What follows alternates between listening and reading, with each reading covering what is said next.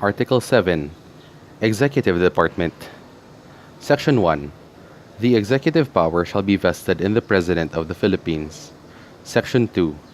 No person may be elected president unless he is a natural-born citizen of the Philippines, a registered voter, able to read and write, at least 40 years of age on the day of election, and a resident of the Philippines for at least 10 years immediately preceding such election. Section 3. There shall be a vice president who shall have the same qualifications and term of office and be elected with and in the same manner as the president. He may be removed from office in the same manner as the president. The vice president may be appointed as a member of the cabinet. Such appointment requires no confirmation. Section 4. The president and the vice president shall be elected by direct vote of the people for a term of 6 years, which shall begin at noon on the 30th day of June, next following the day of the election, and shall end at noon of the same date, 6 years thereafter. The president shall not be eligible for any re-election. No person who has succeeded as president and has served as such for more than 4 years shall be qualified for election to the same office at any time. No vice president shall serve for more than 2 successive terms. Voluntary renunciation of the office for any length of time shall not be considered as an interruption of the continuity of the service for the full term for which he was elected. Unless otherwise provided by law, the regular election for president and vice president shall be held on the second Monday of May. The returns of every election for president and vice president, duly certified by the Board of Canvassers of each province or city, shall be transmitted to the Congress, directed to the President of the Senate. Upon receipt of the certificates of canvass, the President of the Senate shall, not later than 30 days after the day of the election, open all these certificates in the presence of the Senate and the House of Representatives in joint public session, and the Congress, upon the determination of the authenticity and due execution thereof in the manner provided by law, canvass the votes. The person having the highest number of votes shall be proclaimed elected, but in case 2 or more shall have an equal and highest number of votes, one of them shall forthwith be chosen by the vote of a majority of all the members of both houses of the Congress, voting separately. The Congress shall promulgate its rules for the canvassing of the certificates. The Supreme Court, sitting en banc, shall be the sole judge of all contests relating to the election, returns, and qualifications of the president or vice president, and may promulgate its rules for the purpose. Section 5. Before they enter on the execution of their office, the president, the vice president, or the acting president shall take the following oath or affirmation. I do solemnly swear or affirm that I will faithfully and conscientiously fulfill my duties as President, or Vice President, or Acting President of the Philippines, preserve and defend its Constitution, execute its laws, do justice to every man, and consecrate myself to the service of the nation. So help me God. In case of affirmation, the last sentence will be omitted. Section 6. The President shall have an official residence.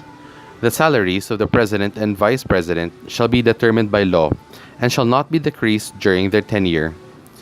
No increase in said compensation shall take effect until after the expiration of the term of the incumbent during which such increase was approved. They shall not receive during their tenure any other emolument from the government or any other source. Section 7. The President-elect and the Vice President-elect shall assume office at the beginning of their terms. If the President-elect fails to qualify, the Vice President-elect shall act as President until the President-elect shall have been qualified. If a President shall not have been chosen, the Vice President-elect shall act as President until a President shall have been chosen and qualified. If at the beginning of the term of the President-elect shall have died or shall have become permanently disabled, the Vice President-elect shall become President. Where no President and Vice President shall have been chosen or shall have qualified, or where both shall have died or become permanently disabled, the President of the Senate, or in case of his inability, the Speaker of the House of Representatives, shall act as President until a President or a Vice President shall have been chosen and qualified. The Congress shall, by law, provide for the manner in which one who is to act as president shall be selected until a president or a vice president shall have qualified. In case of death, permanent disability, or inability of the officials mentioned in the next preceding paragraph. Section 8. In case of death, permanent disability, removal from office, or resignation of the president, the vice president shall become the president to serve the unexpired term. In case of death, permanent disability, removal from office, or resignation of both the president and vice president, the president of the Senate, or in case of his inability, the Speaker of the House of Representatives, shall then act as president until the president or vice president shall have been elected and qualified. The Congress shall, by law, provide who shall serve as president in case of death, permanent disability, or resignation of the acting president. He shall serve until the president or the vice president shall have been elected and qualified, and be subject to the same restrictions of powers and disqualifications as the acting president. Section 9. Whenever there is vacancy in the office of the vice president during the term for which he was elected, the president shall nominate a vice president from among the members of the Senate and the House of Representatives, who shall assume office upon confirmation by a majority vote of all the members of both houses of Congress, voting separately. Section 10. The Congress shall, at 10 o'clock in the morning of the third day after the vacancy in the offices of the President and Vice President occurs, convene in accordance with its rules, without need of a call, and within 7 days, enact a law calling for a special election to elect a President and a Vice President to be held not earlier than 45 days, nor later than 60 days from the time of such call. The bill calling such special election shall be deemed certified under paragraph 2, section 26, article 6 of this Constitution, and shall become law upon its approval on third reading by the Congress. Appropriations for the special election shall be charged against any current appropriations and shall be exempt from the requirements of paragraph 4, section 25, article 6 of this Constitution. The convening of Congress cannot be suspended, nor the special election postponed. No special election shall be called if the vacancy occurs within 18 months before the date of the next presidential election. Section 11. Whenever the President transmits to the President of the Senate and the Speaker of the House of Representatives his written declaration that he is unable to discharge the powers and duties of his office, and until he transmits to them a written declaration to the contrary, such powers and duties shall be discharged by the Vice President as acting President. Whenever a majority of all the members of the Cabinet transmit to the President of the Senate and to the Speaker of the House of Representatives the written declaration that the President is unable to discharge the powers and duties of his office, the Vice President shall immediately assume the powers and duties of the office as acting President.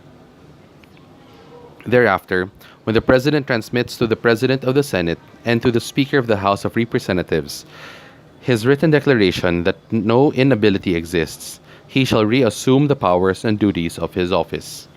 Meanwhile, should a majority of all the members of the Cabinet transmit within 5 days to the President of the Senate and to the Speaker of the House of Representatives the written declaration that the President is unable to discharge the powers and the duties of his office, the Congress shall decide the issue. For that purpose, the Congress shall convene, if it is not in session, within 48 hours, in accordance with its rules and without need of a call. If the Congress, within 10 days after receipt of the last written declaration, or, if not in session, within 12 days after it is required to assemble, determines by a 2/3 vote of both houses voting separately that the President is unable to discharge the powers and duties of his office, the Vice President shall act as President. Otherwise, the President shall continue exercising the powers and duties of his office. Section 12. In case of serious illness of the President, the public shall be informed of the state of his health. The members of the Cabinet in charge of national security and foreign relations and the Chief of Staff of the Armed Forces of the Philippines shall not be denied access to the President during such illness. Section 13.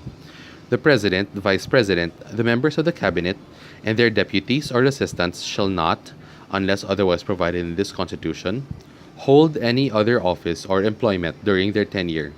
They shall not, during the said tenure, directly or indirectly, practice any other profession, participate in any business, or be financially interested in any contract with, or in any franchise or special privilege granted by the government or any subdivision, agency, or instrumentality thereof, including government-owned or controlled corporations or their subsidiaries. They shall strictly avoid conflict of interest in the conduct of their office. The spouse and relatives by consanguinity or affinity within the fourth civil degree of the President shall not, during his tenure, be appointed as members of the constitutional commissions or the office of the ombudsman, or as secretaries, undersecretaries, chairmen, or heads of bureaus or offices, including government-owned or controlled corporations and their subsidiaries. Section 14. Appointments extended by an acting president shall remain effective, unless revoked by the elected president within 90 days from his assumption or reassumption of office. Section 15. 2 months immediately before the next presidential elections and up to the end of his term, a president or acting president shall not make any appointments except temporary appointments to executive positions when continued vacancies therein will prejudice public service or endanger public safety. Section 16. The President shall nominate, and with the consent of the Commission on Appointments, appoint the heads of the executive departments, ambassadors, other public ministers and consuls, or officers of the armed forces from the rank of colonel or naval captain, and other officers whose appointments are vested in him in this Constitution. He shall also appoint all other officers of the government whose appointments are not otherwise provided by law, and those whom he may be authorized by law to appoint. The Congress may, by law, vest the appointment of other officers lower in rank in the President alone, in the courts, or in the heads of departments, agencies, commissions, or boards. The President shall have the power to make appointments during the recess of the Congress, whether voluntary or compulsory, but such appointments shall be effective only until disapproval by the Commission on Appointments or until the next adjournment of the Congress. Section 17. The President shall have control of all the executive departments, bureaus, and offices. He shall ensure that the laws be faithfully executed. Section 18. The President shall be the Commander-in-Chief of all armed forces of the Philippines, and whenever it becomes necessary, he may call out such armed forces to prevent or suppress lawless violence, invasion, or rebellion. In case of invasion or rebellion, when the public safety requires it, he may, for a period not exceeding 60 days, suspend the privilege of the writ of habeas corpus, or place the Philippines or any part thereof under martial law. Within 48 hours from the proclamation of martial law, or the suspension of the privilege of the writ of habeas corpus, the President shall submit a report in person or in writing to the Congress. The Congress, voting jointly, by a vote of at least a majority of all its members in regular or special session, may revoke such proclamation or suspension, which revocation shall not be set aside by the President. Upon the initiative of the President, the Congress may, in the same manner, extend such proclamation or suspension for a period to be determined by the Congress, if the invasion or rebellion shall persist and public safety requires it. The Congress, if not in session, shall, within 24 hours following such proclamation or suspension, convene in accordance with its rules without need of a call. The Supreme Court may review, in an appropriate proceeding filed by any citizen, the sufficiency of the factual basis of the proclamation of martial law, or the suspension of the privilege of the writ or the extension thereof, and must promulgate its decision thereon within 30 days from its filing. A state of martial law does not suspend the operation of the Constitution, nor supplant the functioning of the civil courts or legislative assemblies, nor authorize the conferment of jurisdiction on military courts and agencies over civilians, where civil courts are able to function, nor automatically suspend the privilege of the writ. The suspension of the privilege of the writ shall apply only to persons judicially charged for rebellion or offenses inherent in or directly connected with invasion. During the suspension of the privilege of the writ, any person thus arrested or detained shall be judicially charged within 3 days. Otherwise, he shall be released. Section 19. Except in cases of impeachment or as otherwise provided in this Constitution, The President may grant reprieves, commutations, and pardons, and may remit fines and forfeitures after conviction by final judgment. He shall also have the power to grant amnesty with the concurrence of a majority of all the members of the Congress. The President may contract or guarantee foreign loans on behalf of the Republic of the Philippines with the prior concurrence of the Monetary Board and subject to such limitations as may be provided by law. The Monetary Board shall, within 30 days from the end of every quarter of the calendar year, submit to the Congress a complete report of its decisions on applications for loans to be contracted or guaranteed by the government or government-owned and controlled corporations, which would have the effect of increasing the foreign debt and containing other matters as may be provided by law. Section 21. No treaty or international agreement shall be valid and effective unless concurred in by at least 2/3 of all the members of the Senate. Section 22. The President shall submit to the Congress within 30 days from the opening of every regular session, as the basis of the General Appropriations Bill, a budget of expenditures and sources of financing, including receipts from existing and proposed revenue measures. Section 23. The President shall address the Congress at the opening of its regular session. He may also appear before it at any other time.